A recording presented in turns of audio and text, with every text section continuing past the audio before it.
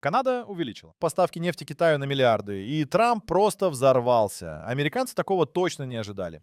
Сегодня расскажу, как этот новый нефтяной союз поставил Вашингтон в тупик, почему Трамп вновь угрожает сделать Канаду 51-м штатом и какими последствиями все это может обернуться для экономики США.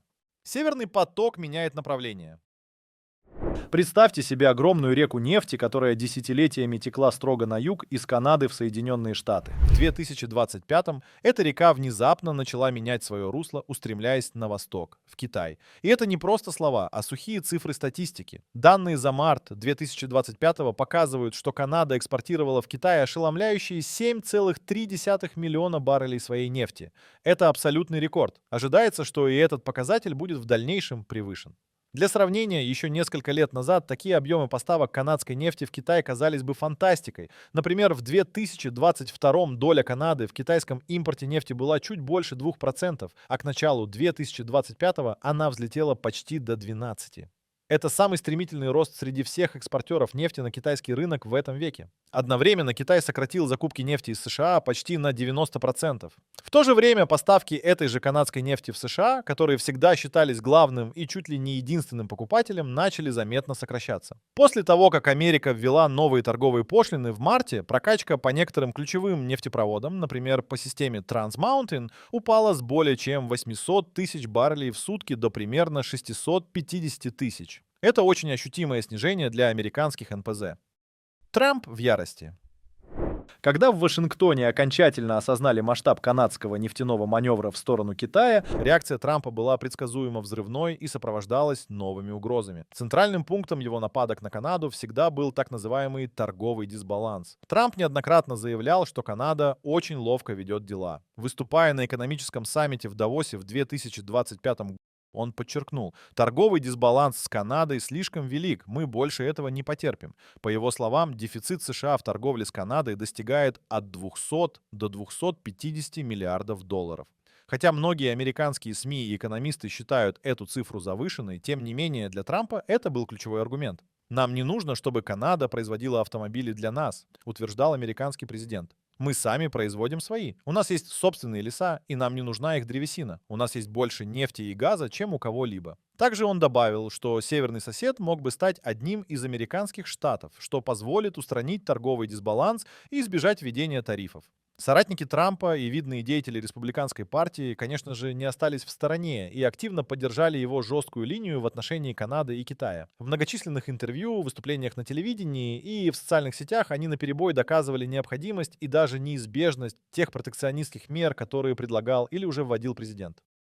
Угрозы из лагеря Трампа и ответные шаги не заставили себя ждать, по крайней мере, на словах и в виде угроз. Вспомним, что уже в феврале 2025-го администрация Трампа ввела 10% пошлины на канадскую нефть и газ, а также 25% пошлины на другие канадские товары, в том числе на сталь и алюминий. Это решение само по себе вызвало бурю негодования в Оттаве. Позже Трамп и его ближайшие советники заговорили о возможном ужесточении этих мер. 10% на нефть?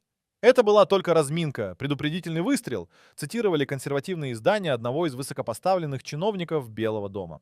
Обсуждались и варианты расширения списка товаров, попадающих под ограничения, вплоть до автомобильной промышленности и сельскохозяйственной продукции. Это стало бы крайне болезненным ударом для канадской экономики, сильно ориентированной на экспорт в США. Звучали также предложения о пересмотре некоторых положений торгового соглашения USMCA в одностороннем порядке, что создало бы правовой хаос. Идея о возможной аннексии Канады вновь стала муссироваться в американских соцсетях. Разноголосица в Вашингтоне. Не все согласны с Трампом. Однако важно понимать, что реакция в Вашингтоне не была абсолютно монолитной. Представители некоторых отраслей американской экономики, особенно нефтеперерабатывающей промышленности, расположенные на Среднем Западе и побережье Мексиканского залива, выражали серьезную обеспокоенность. Они прекрасно понимали, насколько их предприятия, чья суммарная мощность переработки составляет миллионы баррелей в сутки, зависят от стабильных поставок тяжелой канадской нефти. В кулуарах Конгресса и на встречах с представителями администрации звучали мнения, что дальнейшее обострение торговой войны с Канадой может ударить по самим американским потребителям, приведя к росту цен на бензин, дизельное топливо и другие товары повседневного спроса. Некоторые аналитики предупреждали, что рост цен на галлон бензина может составить до 75 центов. Часть более умеренных республиканцев и часть демократов, хотя и разделяли опасения по поводу усиления Китая и его энергетической экспансии, считали, что агрессивная тарифная политика Трампа контрпродуктивна. По их мнению, она лишь отталкивает традиционных союзников, таких как Канада, толкая их в объятия Пекина, и подрывает десятилетиями выстраиваемые экономические связи. Как США зависели от канадского черного золота? Чтобы понять всю глубину американского удивления и даже обиды, давайте немного отмотаем пленку назад. Десятилетиями Соединенные Штаты и Канада были не просто соседями, а настоящими нефтяными братьями. Почти вся канадская нефть, а это колоссальные объемы, свыше 4 миллионов 100 тысяч баррелей ежедневно в 2024, что составляло порядка 62% всего американского нефтяного импорта, шла прямиком в США.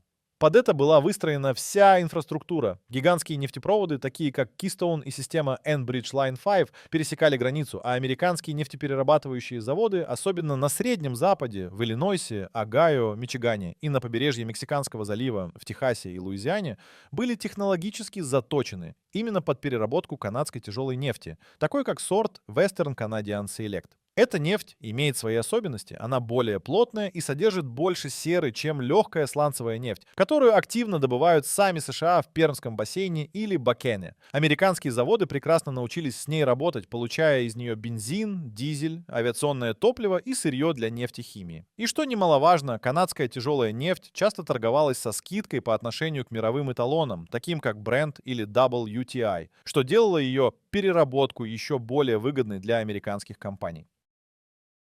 Китайский фактор в нефтяной игре.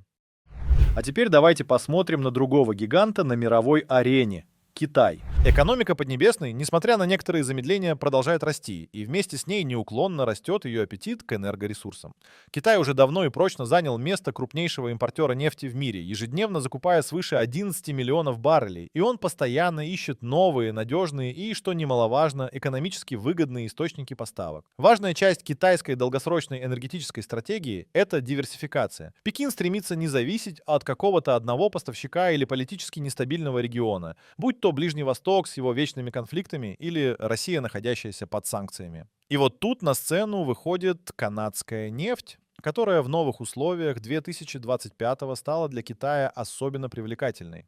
Для Китая она выгодна сразу по нескольким причинам. Во-первых, как уже упоминалось, канадская тяжелая нефть часто оказывается дешевле, чем аналогичные по качеству сорта из других стран, например, иракская Басра Хейви или венесуэльская нефть, доступ к которой ограничен санкциями. Во-вторых, канадская тяжелая высокосернистая нефть отлично подходит для переработки на самых современных китайских нефтеперерабатывающих заводах, которые были построены или модернизированы в последние годы и специально оборудованы для работы именно с таким сложным сырьем. Дорога на восток открыта. Трубопровод Trans Mountain. Так почему же этот канадский разворот на восток стал возможен именно сейчас, с такой скоростью и в таких масштабах?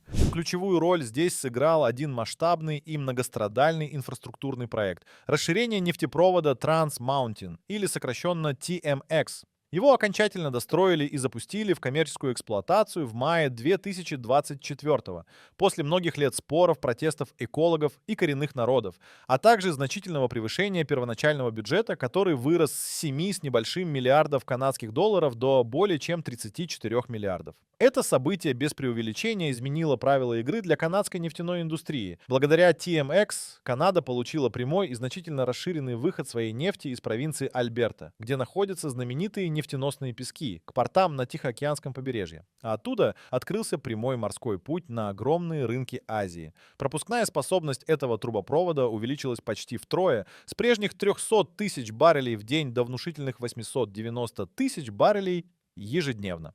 Только представьте себе этот дополнительный поток черного золота. И результат не заставил себя ждать. Танкеры класса Aframax, способные перевозить до 800 тысяч баррелей нефти, один за другим пошли из порта Ванкувер в Китай, Японию, Южную Корею и другие страны региона. Пока Вашингтон был поглощен своими тарифными маневрами и внутренней политической борьбой, Оттава и Пекин начали активно наводить мосты и укреплять двусторонние экономические связи. Это уже не просто отдельные контракты, а целенаправленная работа по выстраиванию долгосрочного партнерства. В марте 2025 стало известно о заключении важного рамочного соглашения между двумя странами. И речь там шла не только о нефти, хотя она, безусловно, была ключевым элементом. Договорились о расширении поставок канадских критически важных минералов, таких как литий и калий, которые необходимы для производства аккумуляторов и удобрений, а также сельскохозяйственной продукции – канолы, пшеницы, говядины. Кроме того, обсуждались китайские инвестиции в канадскую горнодобывающую промышленность, инфраструктуру и даже в сектор возобновляемой энергетики. Более того, крупнейший независимый нефтепереработчик Китая, компания Zhongsheng Petrochemical, открыла свой официальный торговый офис в канадском Калгари, сердце нефтяной индустрии страны, и почти сразу же заключила долгосрочную сделку с одним из канадских нефтяных гигантов, компанией Suncor Energy, на поставку 100 тысяч баррелей нефти в день сроком на 10 лет, начиная с июля 2024. Все это говорит о том, что мы наблюдаем не случайные эпизоды, а целенаправленное формирование новых мощных экономических альянсов, которые могут серьезно изменить глобальный ландшафт. Тревога на американских НПЗ. Нефтяной голод не за горами? Чем же так опасно для Соединенных Штатов сокращение поставок канадской нефти и переориентация части этих потоков на Китай? Я уже упоминал, что американские нефтеперерабатывающие заводы, особенно на Среднем Западе и побережье Мексиканского залива, исторически были ориентированы на переработку именно тяжелой канадской нефти. Их многомиллиардное оборудование, технологические процессы, все это настроено под специфические характеристики этого сырья. Легкая сланцевая нефть, которую Америка добывает у себя в огромных количествах, просто не может служить полноценной заменой для этих НПЗ.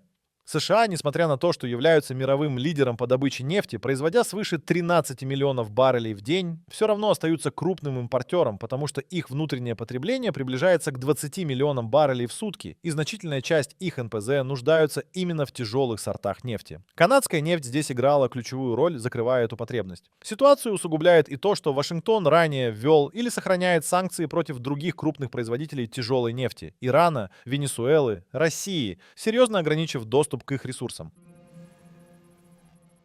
Нынешнее обострение в отношениях между США, Канадой и Китаем – это не гроза среди ясного неба, а скорее кульминация процессов, которые назревали годами. Чтобы лучше понять всю сложность ситуации, полезно вспомнить историю взаимоотношений этих трех стран, особенно в сфере торговли и энергетики.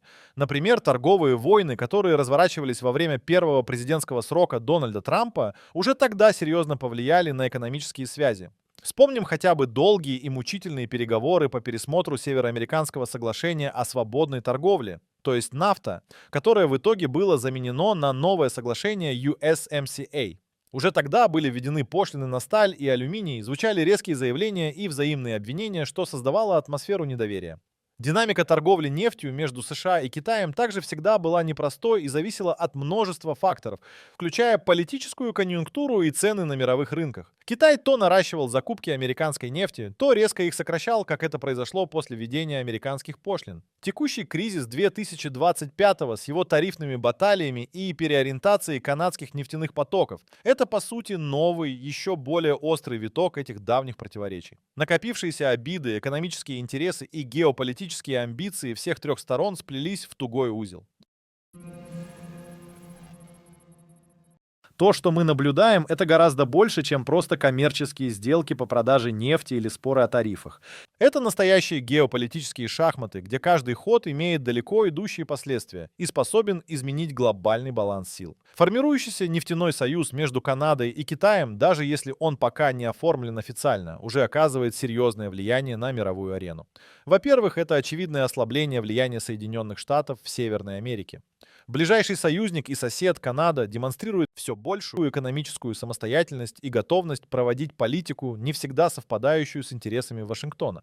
Это серьезный сигнал для американской дипломатии. Во-вторых, это усиление Китая как глобального игрока. Пекин получает доступ к стратегическим ресурсам, причем маршруты этих поставок, идущие через Тихий океан, частично выходят из-под традиционного американского военно-морского контроля в других регионах. В-третьих, нельзя исключать и возможных долгосрочных последствий для так называемого нефтедоллара. Если крупные нефтяные сделки все чаще будут заключаться в обход американской валюты, например, в юанях или других национальных валютах, это может постепенно пошатнуть доминирующее положение доллара в мировой торговле энергоресурсами, которое десятилетиями было одной из основ американского экономического могущества.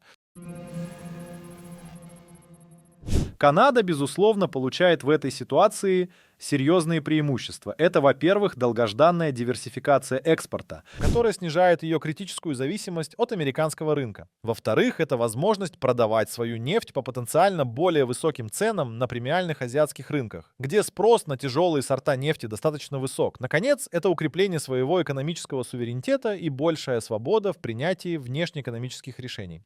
Китай также оказывается в явном выигрыше. Он обеспечивает свою растущую энергетическую безопасность, получая доступ к стабильным поставкам качественного сырья от надежного партнера. При этом Пекин может рассчитывать на более выгодные ценовые условия по сравнению с некоторыми другими поставщиками и укрепляет свои геополитические позиции как глобальный экономический центр, способный формировать выгодные для себя торговые альянсы. А вот для Соединенных Штатов ситуация выглядит куда менее радужно. Это и уже упомянутый риск дестабилизации внутреннего рынка топлива и роста цен на бензин. Это и потеря части китайского рынка для собственной, пусть и не такой значительной, нефти. Это и ослабление влияния на своего северного соседа и ключевого торгового партнера. Плюс ко всему, это еще и определенные имиджевые потери на мировой арене. Каким же может быть ответ Вашингтона на эти новые вызовы, чтобы минимизировать потери и попытаться вернуть утраченные позиции? Вариантов несколько, и каждый из них имеет свои серьезные риски и потенциальные преимущества. Первый и самый очевидный. Путь, особенно если у власти остается администрация с жестким подходом к торговле, было это продолжение и даже усиление тарифного давления на Канаду и Китай. Однако, как мы видим на примере 2025-го, такая политика может привести к дальнейшей эскалации конфликта, ответным мерам и еще большей экономической изоляции самих США. Второй вариант — это попытка наладить конструктивный диалог, особенно с Канадой. Возможно, пересмотреть некоторые наиболее одиозные пошлины, найти компромиссные решения и попытаться восстановить пошатнувшееся доверие. Это потребовало бы от Вашингтона гибкости и признания изменившихся реалий. Третий путь — попытаться напрямую конкурировать с Канадой за китайский рынок нефти. Но это будет крайне сложно, учитывая текущую политическую напряженность между США и Китаем, а также явные преференции, которые Китай сейчас отдает канадским поставщикам, в том числе и по ценовым соображениям. Наконец, Америка может сделать еще больший упор на развитие собственной добычи легкой сланцевой нефти. И, что более важно, на строительство новых или модернизацию существующих НПЗ, способных эффективно перерабатывать именно американские сорта нефти. Но это очень долгий, капиталоемкий и экологически непростой процесс. Итак, мы видим, как на наших глазах перекраивается глобальная энергетическая карта. Нефтяной маневр Канады и Китая — это не просто единичная сделка, это симптом глубоких изменений в мировой экономике и политике. Старые правила игры, похоже, перестают работать, и на сцену выходят новые амбициозные игроки, готовые бросить вызов устоявшемуся порядку. Это история, которая пишется прямо сейчас, и ее финал пока не предопределен. Ясно одно — скучно точно не будет, и мы продолжим следить за этой захватывающей геополитической драмой.